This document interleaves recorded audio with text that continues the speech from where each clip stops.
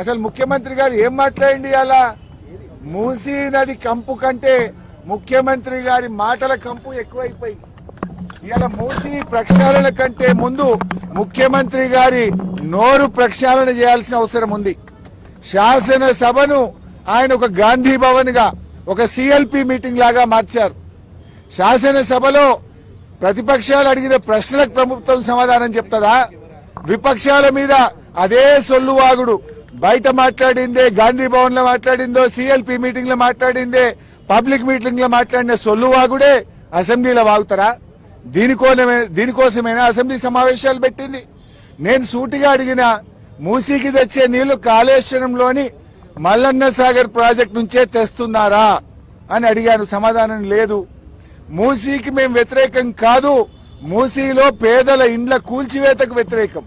ఆ పేదలకు 2013 చట్టం ప్రకారంగా డబ్బులు ఇచ్చారా? ఇస్తే వివరాలు చెప్పండి అని అడిగాం. ₹1 ఇవ్వలేదు. వాళ్ళ ఇండ్లు కూలగొట్టి కేసీఆర్ గారు కట్టించిన డబుల్ బెడ్రూమ్లు ఇచ్చి పంపించారు. మేమేమో బాధ్యతాయుతంగా పేదల పక్షాన, ప్రజల పక్షాన మేం మాట్లాడాం. మేం మాట్లాడితే అడ్డగోలుగా ముఖ్యమంత్రి గారు మాట్లాడినరు. మూసీ ప్రక్షాళనకు నడుం బిగించిందే బీఆర్ఎస్. 32 ఎస్టీపీలు కట్టింది బీఆర్ఎస్. మరో 39 ఎస్టీపీలు కట్టడానికి అమృత్ ప్రాజెక్ట్ లో ప్రతిపాదనలు పంపిందే బీఆర్ఎస్. వాటి గురించి మేము మాట్లాడినాం.